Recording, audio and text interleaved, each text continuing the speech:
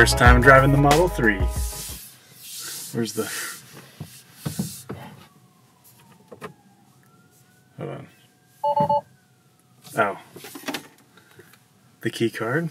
So I just drove the Model 3 for the very first time. Holy crap. Driving auto, like I just drove autopilot for like the past 2 hours and it worked great. Like I feel like I don't even remember the drive. Amazing. Autopilot is definitely a must-have if you're getting a Tesla. And then the second thing is the acceleration. Oh my gosh, the instant torque, like merging onto the freeway, like I pressed on the accelerator and it both like took me and Jamie's breath away. Like it was like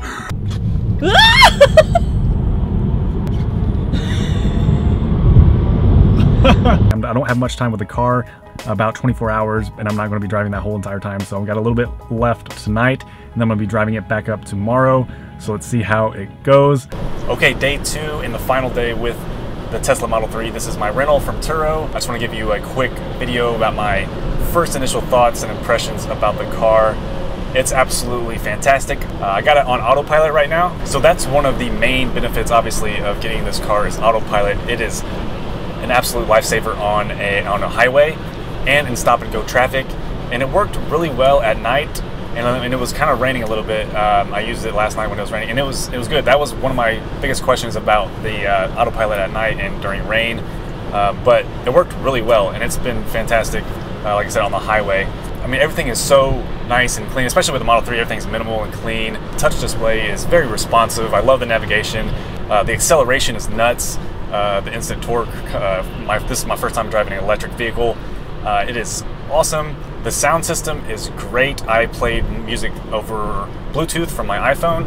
There are definitely ways Tesla can improve the usage of the scroll wheels. I think the right scroll wheel during autopilot to be able to change your speed up and down would be awesome. I definitely expect that to come in a future update. Also, I think I have no problem with the odometer being on the screen. Like a lot of people were complaining about it not having an instrument cluster, not being directly below your vision, but that actually didn't bother me at all. It didn't take any time for me to get used to. It was just, what I would like to see is like if you're going over the speed limit, if you're going like over 5 miles over the speed limit, maybe it will like the background behind the miles per hour will like turn red or reddish. It would be nice to have like just a kind of out of your peripheral, you can kind of see that you're going over the speed limit, because that's like the only time I need to look at my speed limit is if I'm worried if I'm going over. I don't need to look at my speed limit any other time, only if I'm worried about going over the speed limit. So I think if they could just do that, that would be, you wouldn't even have to look at the speed limit. You could just see something flash or turn red in your peripheral and you're like, oh, I'm going over the speed limit and I need to slow down.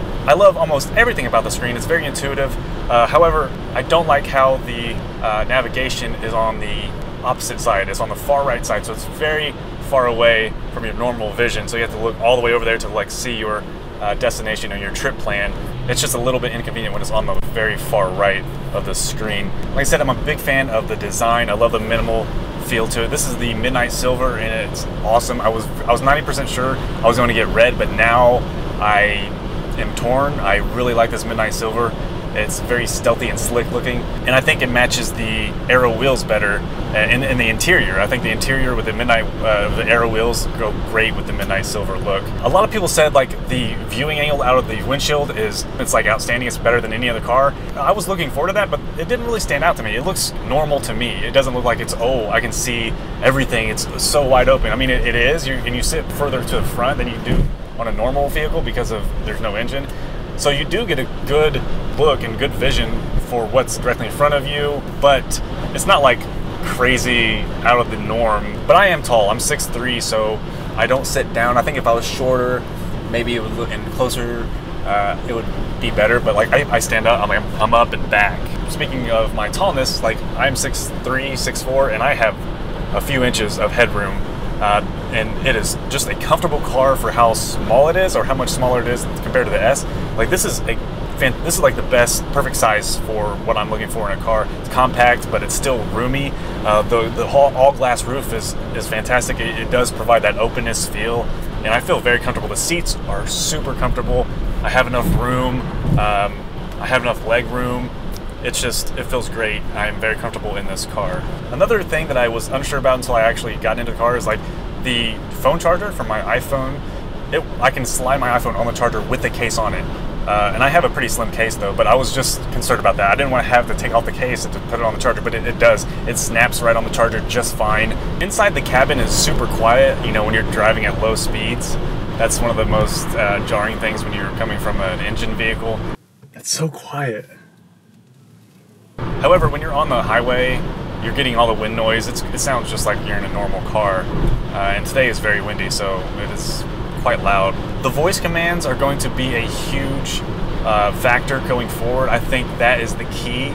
If they can implement more sophisticated voice commands like open the glove box or set the interior temperature to 75, those will be very helpful and convenient. Right now you can just do simple ones like you can do navigation, like take me to the nearest Chick-fil-A or the nearest supercharger, and it'll do it, and it works pretty well. But I think going forward, like if they implement more sophisticated voice commands, that will be a game changer. And Tesla is able to do that with over-the-air software updates, so that's good. The auto wipers worked really well. It pretty much rained on the whole drive yesterday, and I just put it on auto, and it worked like 99% of the time. Like there's a couple times where it probably needed to wipe a little bit more, a little bit faster, but overall, like it was great. So I think leaving the wipers on auto would be ideal.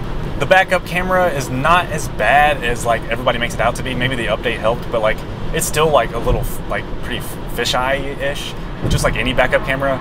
But it's not as bad. Like, but I'm coming from a car that doesn't have one, so maybe I'm a little bit biased, but I think it's fine.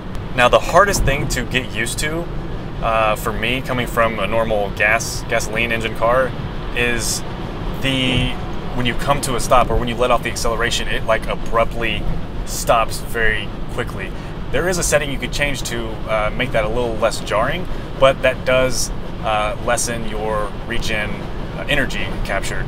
Yeah, that was the biggest thing, and I'm still getting used to like driving it. It's a very touchy acceleration, especially like if you're going at a slow speed and you let off the acceleration just a little bit, like it'll kind of stop. It feels like you're pressing on the brake, and it's hard to get used to. Now, one thing I noticed that I did not like was at night when I opened up the back door, no dome light came on automatically, and I don't know if there's a setting or not. I haven't really looked into it too much, but that's the thing I noticed. The dome lights are not that bright. They're very small. So with the premium upgrades package, you have the adjustable power seats.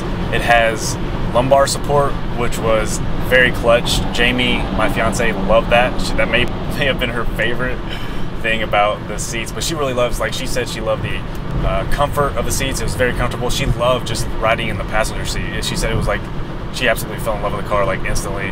The ride was just smooth. It was comfortable.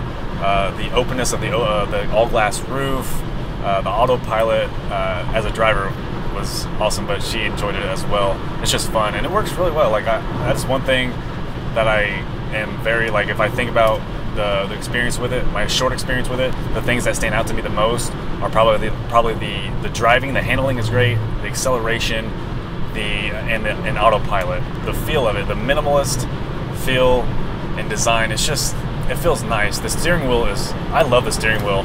It's a little bit smaller than the steering wheel that I'm used to, and when you're in sport mode, it just handles amazingly. For $50,000, right around it-ish, I think for me, it's worth it. I'm looking forward to getting mine. The biggest problem is I don't know what color I'm gonna get. Red or midnight silver. If you guys want to leave a comment down below, let me know what color you think I should get or which color is your favorite. It's so hard to choose. I'm down to red or midnight silver, but hey, that is my quick overview video of the Tesla Model 3, my first experience with it. I'm gonna be sad dropping this off and having to drive my Pontiac back home, and my patience is definitely wearing thin.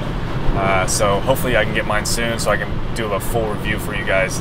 Thank you for watching. My name is Andy. If you want more tech videos like this, make sure you subscribe. Hit that like button if you like this video.